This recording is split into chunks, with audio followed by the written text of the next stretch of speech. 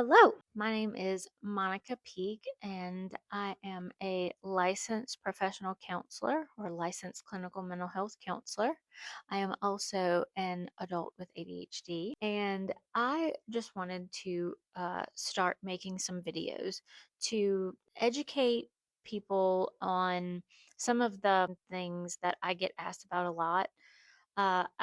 This may end up being several different videos, and I'm going to try to learn to stop saying, bear with me. But I offer free phone consultations in my practice, and oftentimes through that experience, and then also working with clients, there are a lot of misunderstandings, misinformation, things that are actually understandable as to why they're confusing or why the misinformation is out there the way that it is.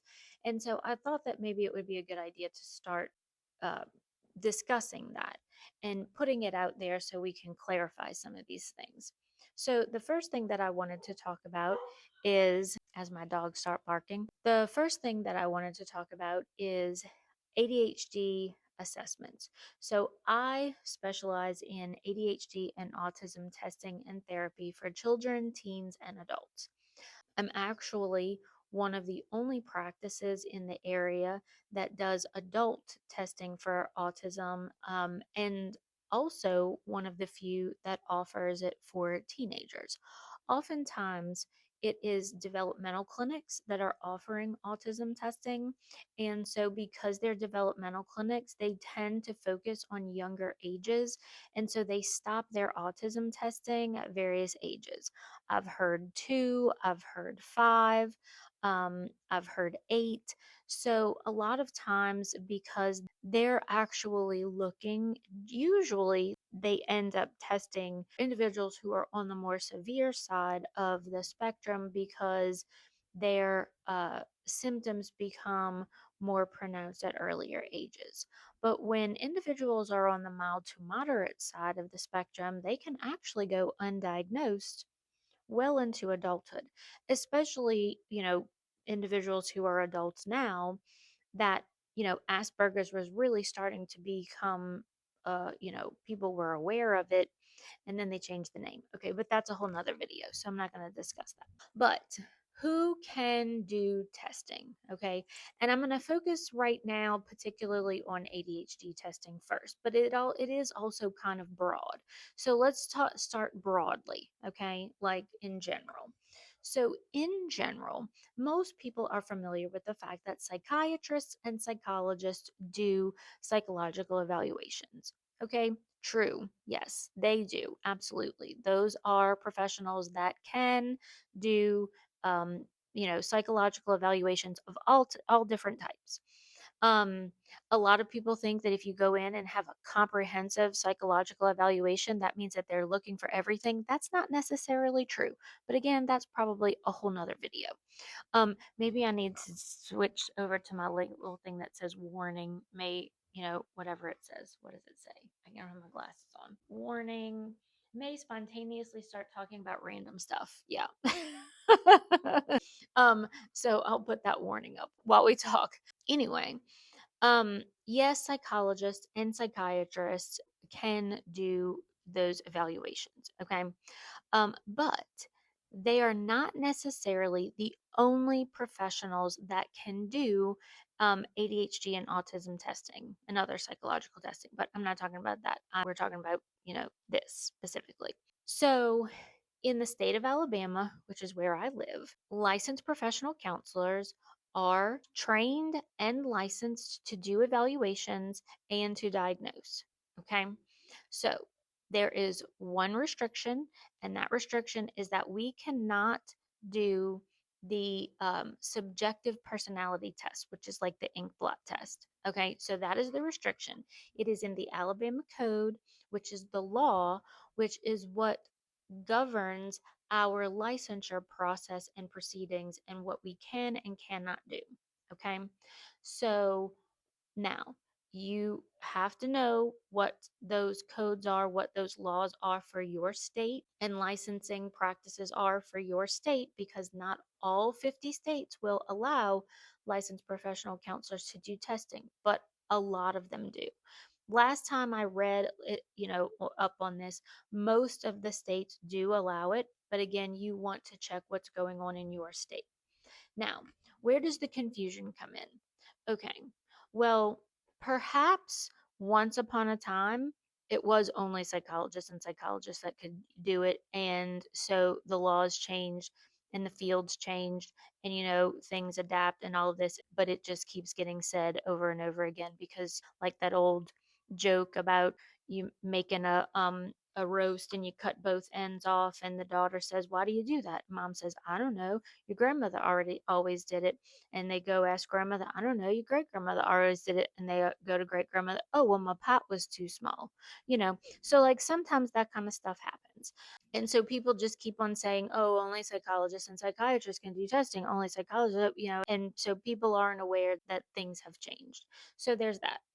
The other thing that promotes the confusion is that insurance companies usually will only pay for a psychiatrist and a psychologist to do the testing. And so then, because that ends up being the case, then people are like, "Oh, only psychiatrists and psychologists can do the testing." Well, what insurance companies will pay for is not the same thing as what is allowed. In fact, what insurance companies will pay for is not even necessarily only what is best practice. So, that's a whole nother video that I'm not even going to go on, because that's a whole soapbox in and of itself. But at any rate, it is one of the things that contributes to the misunderstandings. Okay. Now, I will also say, on the flip side of it, um, I have unfortunately seen some LPCs, or whatever they're called in your area. I mean, I have seen situations where counselors are taking liberties in diagnosing that they should not. I had a colleague that reached out to me some years ago that lived in another state, not where I live. They lived in another state and were very upset because the practice that they were working with at the time, was pressuring them to diagnose people with autism because they identified as being autistic. No, no, we don't, no. That's not how this works. So you can go from one extreme to the other. Okay. Um, so we don't diagnose with a clinical diagnosis based on a handful of symptoms. We don't diagnose based on someone identifying as having a diagnosis. We diagnose based on proper evaluations and meeting diagnostic criteria. That is how you get a diagnosis. But the question about who can do the testing is that, yes, psychiatrists and psychologists, yes, but also in many states, also licensed professional counselors or licensed clinical mental health counselors are also allowed to do testing and diagnosing. Asterisk, depending on what state you are in. If you're outside of the country, and then obviously you got to pay attention to the laws and everything there. Um, but we'll peel this back a little bit more. So the difference too is that I would imagine, like psychologists, psychiatrists, when they are going through their, education and their residency and all of this, and psychologists, when they are going through their clinical psychologist doctorate program, they are learning in their classes how to do these. They are learning how to administer these assessments. So it is part of their education. It's not part of our education. So we have to do separate training. Now, understanding assessments and diagnosing was part of our training, but how to do specific assessments outside of a handful was not. So when we, as LPCs or licensed professional counselors, we have to go to additional training outside of our education. And so there are various ways that happen. I personally did my internship with a psychologist. And so I learned a lot and was trained a lot through that experience.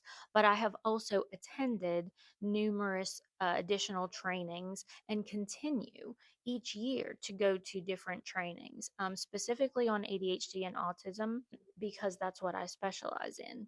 So you do want to make sure that who you're seeing does have the proper training and understanding of how to diagnose and all of that. Okay. But the bottom line, as far as the question regarding who is allowed to do testing and assessments to diagnose ADHD, is in the state of Alabama, psychiatrists, psychologists, and licensed professional counselors who have the proper training and competency to be able to do that testing. So, I hope that this is helpful. I hope to be able to kind of have conversations that kind of peel back the layers of some of these things that I have these conversations so many times and there's so much confusion about it. And I mean, before I started doing this, I was confused about it too. My son was diagnosed with ADHD in the first grade, and the literal hell we went through at times to get him proper treatment, proper interventions, like all of that, I mean, is a lot of the reason that I do what I do, because if I can help one family to not go through the mess my son went through and that we went through together, that would be such a blessing. And so I'm very passionate about this. I hope this is helpful. Let me know if you have any questions in the comments, or if there's anything else that you're curious that you want to learn about, and I will do my best to do a video about it. Thanks. Have a great day.